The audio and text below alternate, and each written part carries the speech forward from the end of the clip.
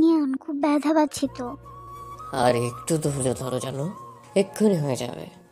সে কখন থেকে বলেই যাচ্ছ আর একটু ধৈর্য ধরো, আর একটু ধৈর্য ধরো। কই, এখনো তো হলোই না। রাগ করো না বউ, আর বলবো না। এই তো আর কিছুক্ষণের মধ্যেই হয়ে যাবে। আসলে জীবনে প্রথম করছি তো, তাই ঠিক মতো করতে পারছি না। এমন ভাবে বলছো, মনে হচ্ছে এটা প্রশিক্ষণ নিয়ে করছো। আমি কি বলেছি যে প্রশিক্ষণ নিয়ে করতে হয়? যাই হোক, এবার উঠে পড়ো। হয়ে গেছে? আল্লাহ, বাঁচলাম। আর জীবনেও মনে থাকলে পার্লার থেকে চুল বাঁধবো না। উফ, আমার একদম মাথা ব্যথা হয়ে গেছে। আর আমার হাত ব্যথা। একে তো মাথায় এত ক্লিপ লাগিয়েছে, তারপরে এত জট। কেন যে পার্লারে সাজতে গেলে। এটা কি বললে তুমি? জীবনে 10টা না 5টা না একটা মাত্র বিয়ে, আর পার্লারে সাজবো না? হ্যাঁ, সাজবে না কেন? আরো সাজো, গিয়ে মানা করেছে কে?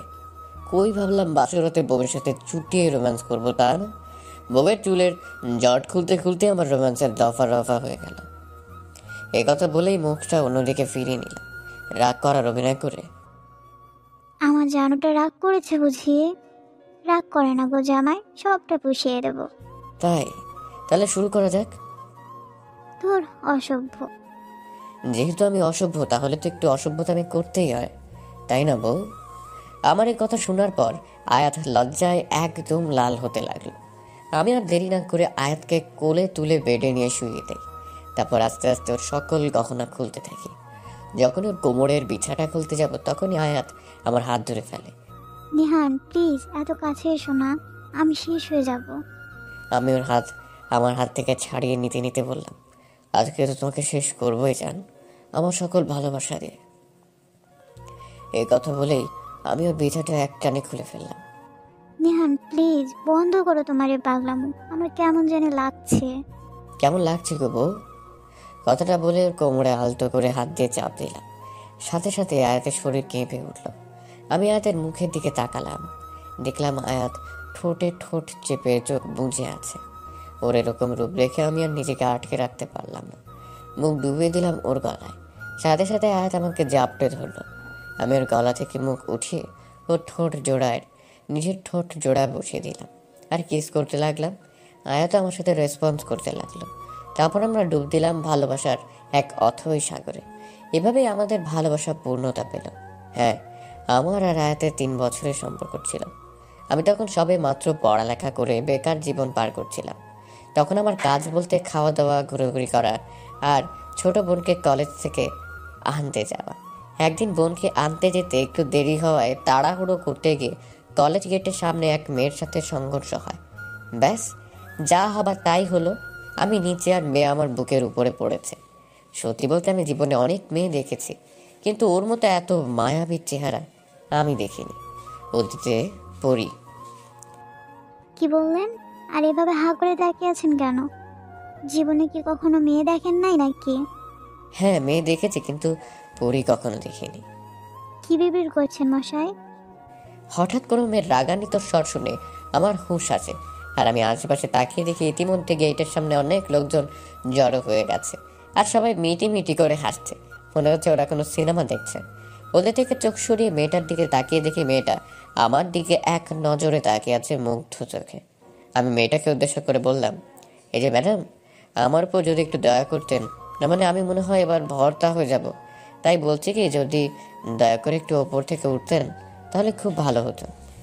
আমার কথায় মেয়েটা মনে হয় অনেক লজ্জা পেয়েছে, তাই তাড়াহুড়ো করে আমার উপর থেকে উঠে দৌড়ে চলে গেল। আমি উঠে কাপড় ঝেড়ে আমার বোনকে আনতে চলে গেলাম। বর্তমানে এভাবেই আমাদের ফার্স্ট দেখা হয়। তারপর কলেজে খোঁজ করতে জানতে পারলাম মেয়েটা আমার বোনের বেস্ট ফ্রেন্ড। তারপর আর কি লাগে, বোনকে বলে ওর সাথে সেটেল হয়ে গেলাম। তারপর চুটিয়ে 3 বছর প্রেম করলাম। এর মধ্যে আমার একটা ভালো জবও হয়ে গেল। তার কয়েকদিন পর বাবা মাকে দিয়ে ওদের বাড়িতে প্রস্তাব পাঠালাম। ওরাও রাজি হয়ে গেল। ফাইনালি আমাদের ভালোবাসা পূর্ণতা পেল। এই নিহান, ছাড়ো আমাকে, কত বেলা হয়ে গেছে আর আমি এখনো উঠিনি। সবাই কি ভাববে বলো তো? আমি ঘুম ঘুম কণ্ঠে বললাম, কি আর ভাববে? ভাববে আমরা রোম্যান্স করছি, বুঝছো বউ?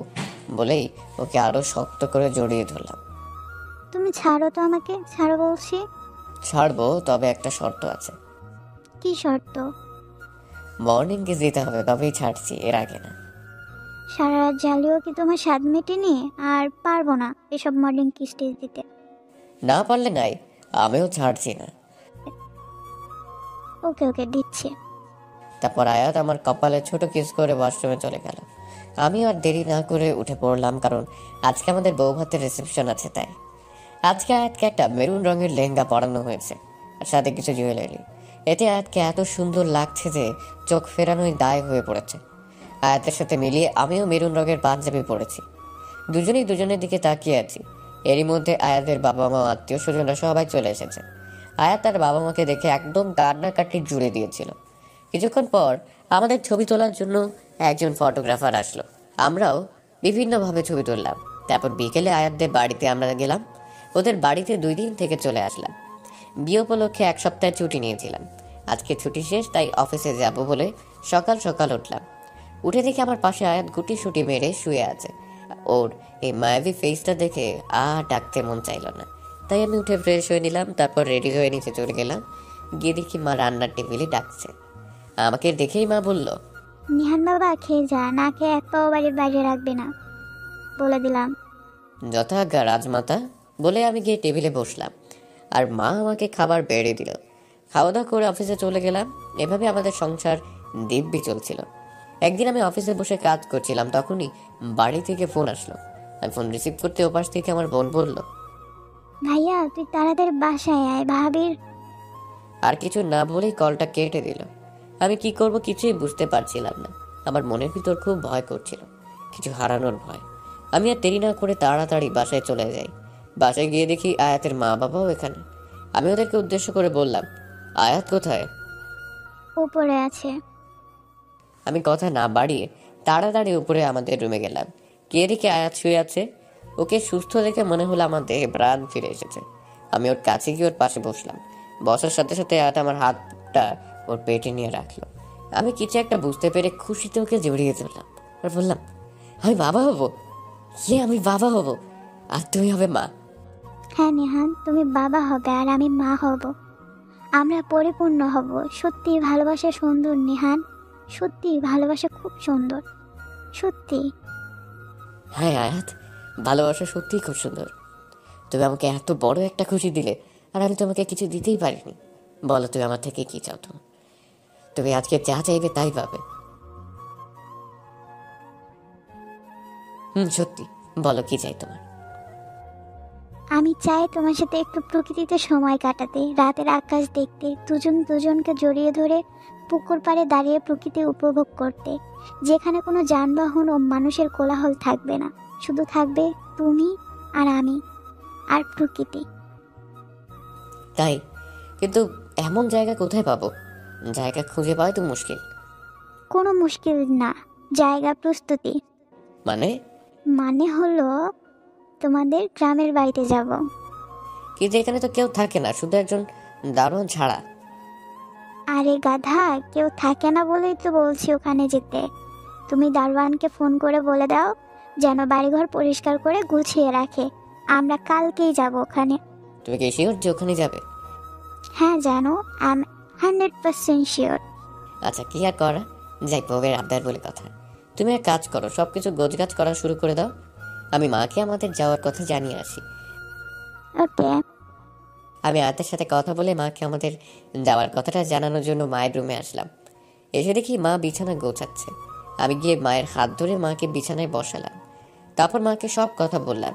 মা সব কথা শুনে বলল, আর যখন যেতে যাচ্ছে তাহলে তুই নিয়ে যা, এমনিতেও তো বিয়ের পর তোরা কোথাও বেড়াতে যাসনি।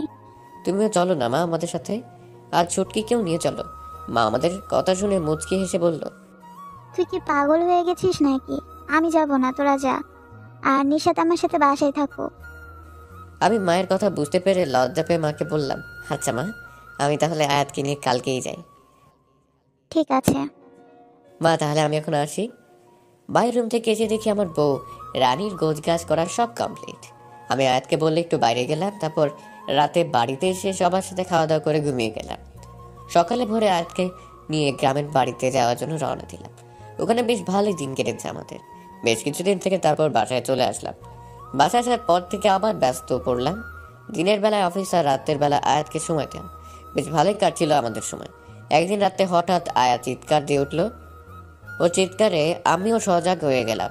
সজাগ হয়ে দেখলাম ও পেটে হাত কেমন জানি করছে। তখন আমি অস্থির হয়ে জিজ্ঞেস করলাম, কি হয়েছে আয়াত, তুমি এমন করছো কেন? নিহান, মাকে ডেকে দাও, আমার পেন উঠেছে।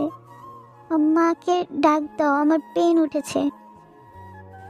আমি দেরি না করে মাকে ডাক দিলাম। কিছুক্ষণ পরে মা আসলো। তারপর আয়াতকে হাসপাতালে নেওয়া হলো। হাসপাতালে নেওয়ার সাথে সাথে ডাক্তার ওকে অপারেশন থিয়েটারে ঢুকলো। কিছুক্ষণ পরে ওটি থেকে বাচ্চার কান্নার আওয়াজ ভেসে আসছিল। এটা কেমন অনুভূতি বলে বোঝানো যাবে না। একটু পরে একজন নার্স ছোট্ট একটা বাচ্চা নিয়ে আসলো। এসে বলল, এখানে বাচ্চার বাবা কে? আমি বাচ্চার বাবা। এই যে মশাই, আপনার রাজকন্যা হয়েছে, নাম ধরেন।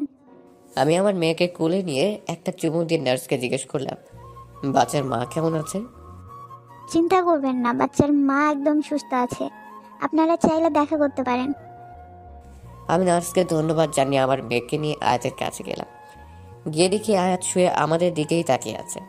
আমি আয়াতের কাছে গিয়ে ওর কাছে মেয়েকে দিয়ে একটা চেয়ার টেনে ওর পাশেই বসলাম আর বললাম, আয়াত, আজ আমি অনেক খুশি। আমিও। সত্যিই ভালোবাসা সুন্দর।